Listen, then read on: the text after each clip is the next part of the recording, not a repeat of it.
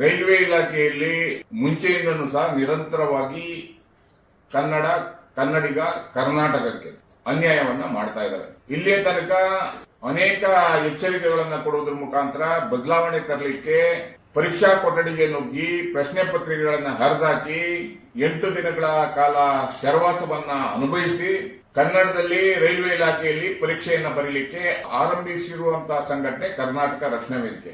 ಆದರೂ ಸಹ ಇವತ್ತು ಸಹ ರೈಲ್ವೆ ಇಲಾಖೆಯಲ್ಲಿ ಅನೇಕ ಮುಂಬಡ್ತಿಯನ್ನ ಪಡಿಲಿಕ್ಕೆ ಪರೀಕ್ಷೆಯನ್ನ ಮಾಡ್ತಾ ಇದ್ದಾರೆ. ಕ್ಲರ್ಕ್ಗಳಿಗೆ ಮಾಡ್ತಾ ಇದ್ದಾರೆ, ಮತ್ತೆ ಮೆಕ್ಯಾನಿಕಲ್ ಗಳಿಗೆ ಪರೀಕ್ಷೆಯನ್ನ ಮಾಡ್ತಾ ಇದ್ದಾರೆ.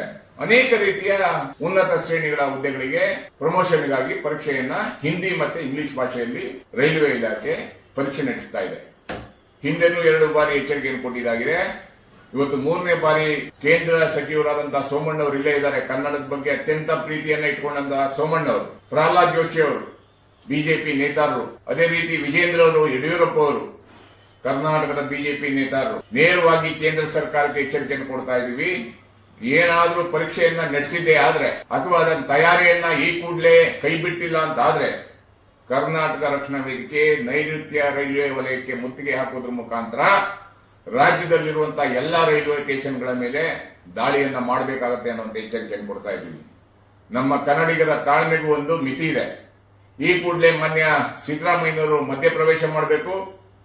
ಪ್ರಹ್ಲಾದ್ ಜೋಶಿ ಅವರು ಪದೇ ಮಾನ್ಯ ಸೋಮಣ್ಣವರೇ, ನಿಮ್ಮ ಇಲಾಖೆಯಲ್ಲಿ ಪದೇ ಕನ್ನಡವನ್ನ ನಿರ್ಲಕ್ಷ್ಯ ಮಾಡೋದ್ರ ಮುಖಾಂತರ, ಕನ್ನಡಿಗರನ್ನ ನಿರ್ಲಕ್ಷ್ಯ ಮಾಡೋದ್ರ ಮುಖಾಂತರ ಕರ್ನಾಟಕವನ್ನ ನಿರ್ಲಕ್ಷ್ಯ ಮಾಡ್ತಾ ಇದ್ದೀರಾ. ಕನ್ನಡದಲ್ಲಿ ಪರೀಕ್ಷೆಯನ್ನ ತರಬೇಕು.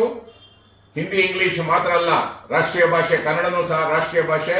ನಾವು ಇವತ್ತಿನಿಂದನೇ ಕಾರ್ಯಗತ ಆಗ್ತಾ ಇದ್ದೀವಿ. ಹಂತವಾಗಿ ಹೋರಾಟವನ್ನ ಕೈಗೆತ್ತಿಕೊಂತಾ ಇದ್ದೀವಿ.